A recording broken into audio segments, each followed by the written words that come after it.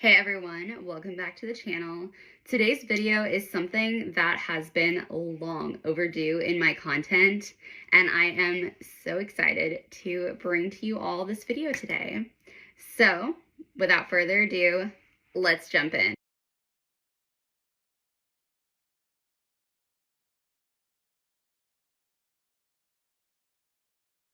To understand the history of the white German Shepherd, we're going to need to look at the history of the breed of the German Shepherd first.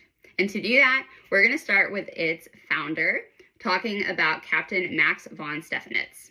Max von Stephanitz wanted to actually pursue an agricultural degree. However, he joined the military because of his family's influence. It was during his time in the German countryside as a cavalry officer that he began to admire the sheep herding dogs and got to meet them. However, sadly, as grazing land became more scarce, so did those sheep herding dogs, which inspired the captain to buy a large estate of his own near Graffith to raise them. Then in April of 1899, that von Stephanitz went with his friend to one of the largest dog shows at the time in Germany on his quest to find the perfect herding dog. It was here at this show that he met Hector Linksenheim, a 4-year-old that von Stephanitz described as a dog with a zest for living. He then purchased Hector for 200 gold marks right there. That dog was renamed from Hector to Horen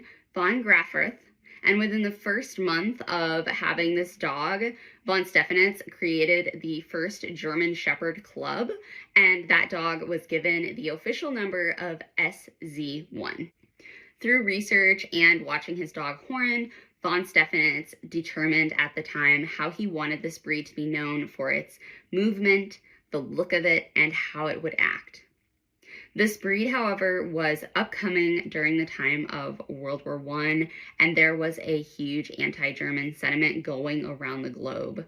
The AKC actually asked if they could drop the word German from the name German Shepherd Dog, and the British even went as far to ask to switch the name completely from German Shepherd Dog to call it Alsatian. However, the German Shepherd Dog quickly worked its way into everyone's heart and proved its incredible abilities, from its war actions to its acting on the silver screen, making this breed quite popular around the world. During this time, Hector was actually bred to 35 bitches, which produced 53 litters, all of which these dogs were registered as German Shepherd dogs. Now, let's go back a little bit before von Stephanitz had Horen, and Horen was Hector. So Hector's maternal grandfather was actually a white dog, fully white coat, white dog. The owner, Sparwhisper, bred Grief von Sparwhisper, the dog, to another dog, and then that dog, that bitch, was bred again, and in her litter, Hector was born. So this is how Horen, the first German Shepherd, got the white gene. And we know this because it is documented in George Horowitz, who was a renowned English judge at the time. He documented this in the 1923 book that he wrote called The Alsatian Wolf Dog. Okay, so now that we know how the white gene got into the mix, let's talk about the white coat. Where does it come from, and what exactly is it? The gene responsible for making a white coat in German Shepherds is a recessive gene. This means that both parents must carry that white gene to have a white offspring and have them have a white coat. Like mentioned earlier, the first official German Shepherd, Horen, carried that gene from his maternal grandfather. Now, he was not a white shepherd. Let's make that clear. He was of darker coloring. However, as we know, based on studies of how genes work, they might not be always visible to the eye. Okay, so let's look at a scenario. You have 2 black German Shepherds who are bred together and have a litter of puppies. Some of the puppies in that litter has white coats. Now, this is because those 2 parents have the white gene that is passed down to the litter through their genetic code. Now, let's say later in life, one of those puppies from that litter is bred to, let's say, a darker coated dog who does not carry that recessive gene. Now we're looking at the grandchild litter being born from our two original dogs. That litter, although they carry the white gene from one parent, will not have any white-coated puppies in that litter because there is not recessive genes happening. So you see, this is a completely naturally occurring color going back to the start of the breed. In fact, Horn was actually bred to 3 of his daughters, which pretty much solidified the genetic code to have this white gene. The German Shepherd breed is honestly so unique in this way because a lot of the time you'll see white-coated dogs because of poor breeding.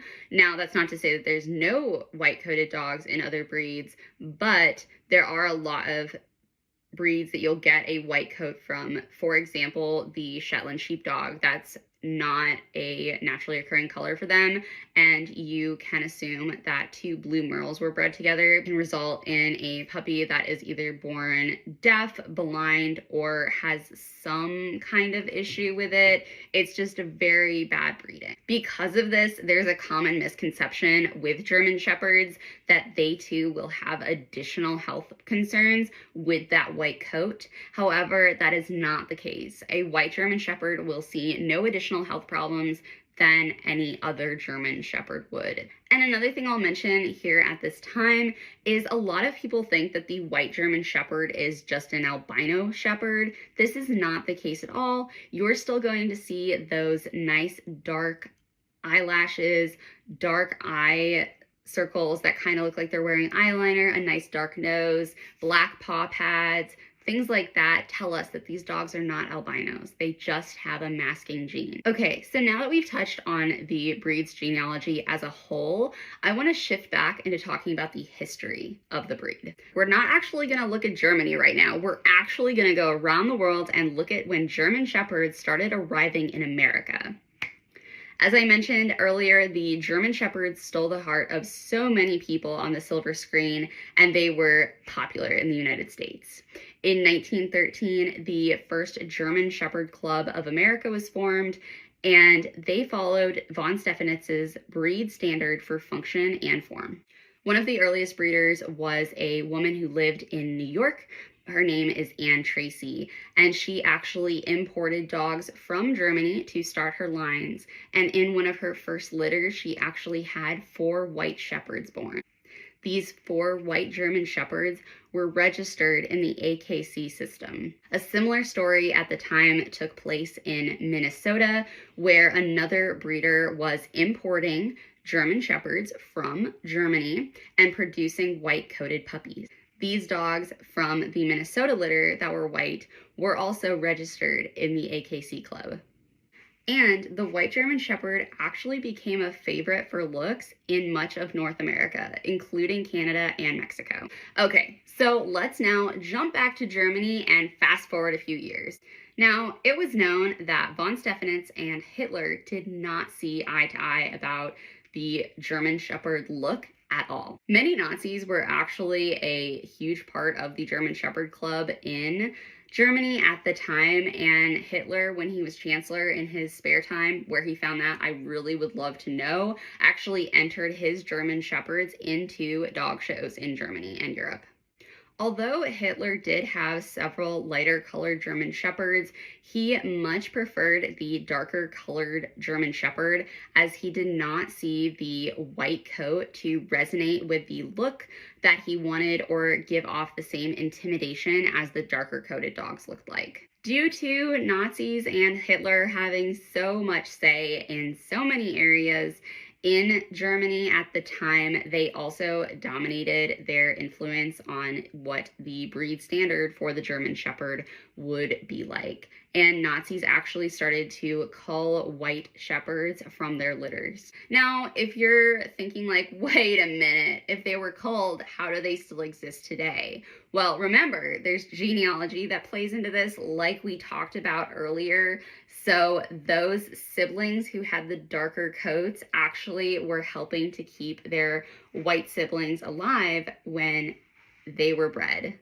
They also continued to live on in the United States, and in the 1950s, they were actually popular in the AKC show ring. However, it was in the mid-60s that the German Shepherd Club of America deemed that white was a disqualification in the show ring, and following suit on April 9th of 1968, AKC, following Breed Club standard, also deemed white as a fault, which meant you were automatically disqualified if you tried to show any white-coated German Shepherd in the show ring, even ones who had been showing previously. Now, I have heard a few explanations of why the German Shepherd Club in America wanted to keep with the darker coated look for the German Shepherd. One reason is that the German Shepherd is intended to be a moving fence around sheep. Since sheep are white, you can't really see the white shepherd as a fence because it would blend in. The second reason that I have heard people talk about is that the white German Shepherd, because it wasn't allowed in the German show ring based on the new German standards, was that the line had developed differently and that the white German Shepherd was not built in the same way that we are seeing the black and tan and black Shepherds now built. And of course, the third reason is that the German Shepherd Club of America had Nazi influence and started to follow German standard based on the Nazi influence from Germany. In all of my research, I have not really been able to find a definitive reason why they decided to cut out the white-coated shepherd. Those are just some speculations that I've either read online or heard from people.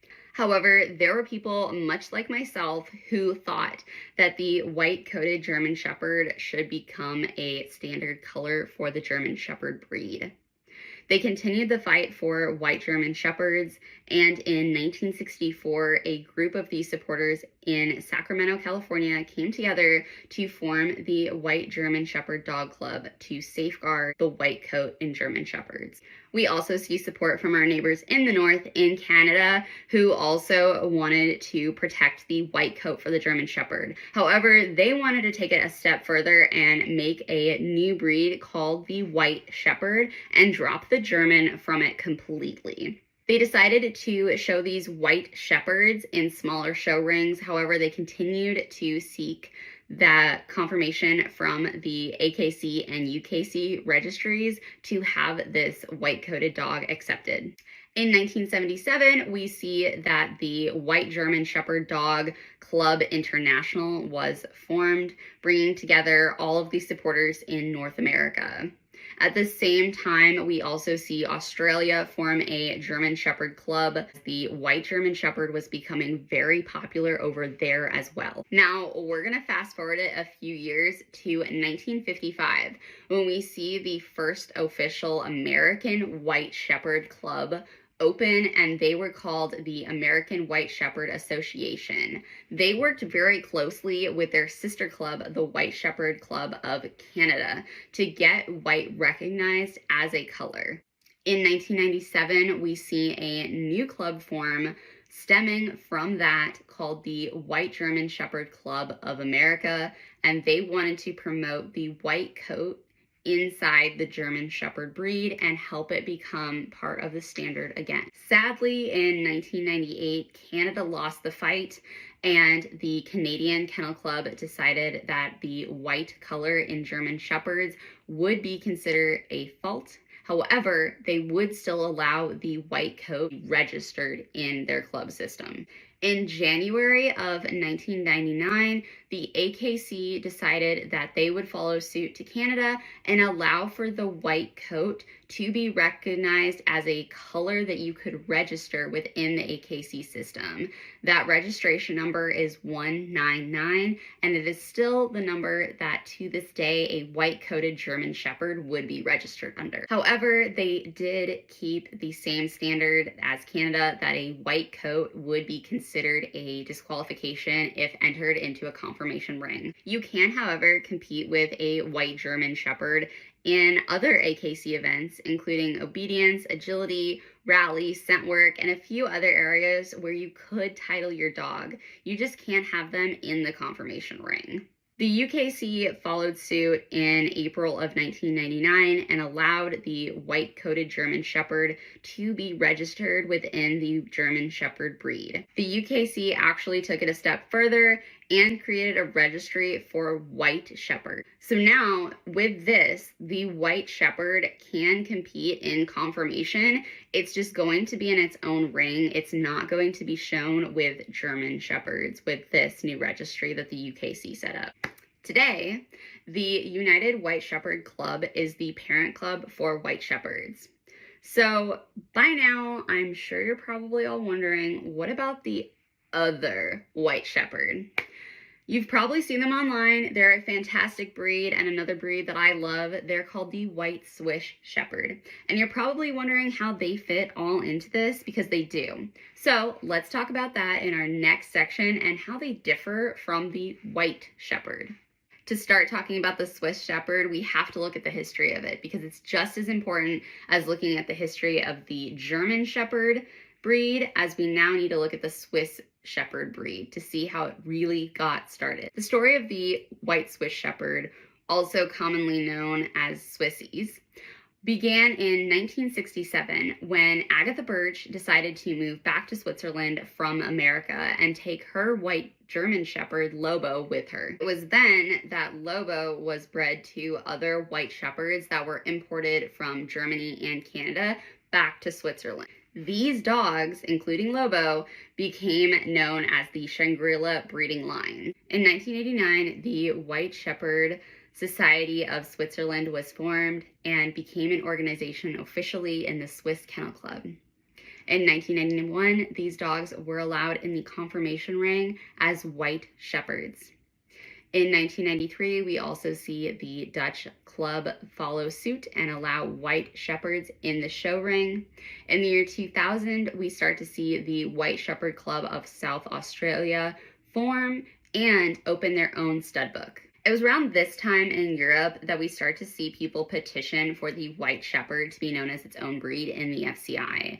But it wasn't until July of 2011 that this breed was recognized by the FCI. However, they were recognized as White Swiss Shepherds. Now, of course, there was a bit of controversy around this based on the German Shepherd lineage. However, the new White Shepherd was founded in Switzerland, and since they had provisional status since 2002, the White Swiss Shepherd became the recognized FCI breed. Now, here's the big shocker.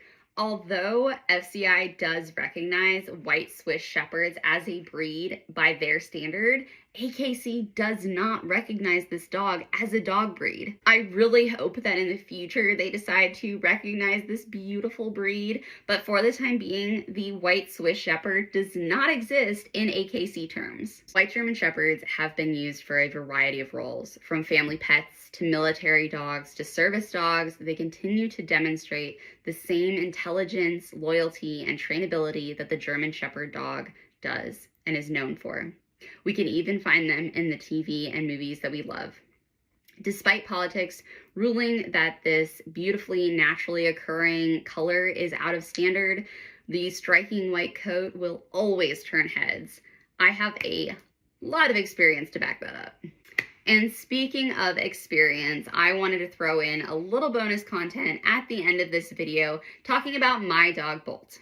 Now, I get a lot of questions about this, and people always want to know online, is he a white German Shepherd or is he a white Swiss Shepherd? He is a AKC registered white German Shepherd. I have his pedigree on both his dam side and his sire side, and they can both be traced back based on the paperwork that the breeder presented to me, 5 generations. However, we both know that they go back much further than that. On his father's side, we do know that he has 5+ generations of pure white breeding, and on his mother's side, he has 3 generations of pure white, and his 4th and 5th generational grandparents, they do have a bit of black and tan mixed in. but that's like so cool for me to know. I grew up with fostering rescue dogs, and my dogs were always from the rescue. So I didn't know where they came from. I didn't know their history, and having a dog that I know what his parents' names are and his grandparents' name and his great grandparents is just so cool to me, and I really think it's just a cool thing, right? And I also know that they are all AKC registered dogs, and he comes from this long line of pedigrees, and I think about it all the time because it's just absolutely incredible to me that so many dogs were bred and had litters, and today I'm here with my own dog that has come from all these dogs, right? And I get to spend my time and his life with me, and it's honestly something that I just cherish, because I have always wanted a white German Shepherd ever since I was 8 years old. I fell in love with the German Shepherd breed when I was even younger than that, and I knew I wanted one. And when I found out that the white coat exists, I knew that that's the breed that I wanted to invest in. And that's the breed that I wanted to eventually own myself. So when I was given the opportunity to adopt Bolt from the breeder, I was so incredibly amazed at the situation of happening. I had saved up a very long time to purchase a puppy, and when the opportunity presented itself, I jumped on it, and I'm so thankful that I did, because honestly, regardless, Bolt is my first dog, and he is everything that I personally need him to be in my life, and that's what's most important to me with him. He is successful in pretty much everything that we've tried out together. It's shocking to me, but I'm so proud, so proud of my little puppy that I brought home, who has turned into just a stunning, level-headed, loyal dog. I hope that this little history lesson brought you some new facts. I've been wanting to put this together for so long, and I hope that you were able to enjoy it as much as I enjoyed putting it together for you all. So I hope you enjoyed the history of the white German Shepherd. And if you want to see more stunning white German Shepherd content, be sure to hit that subscribe button to become one of our followers to see all of our adventures. Thank you guys so much for watching.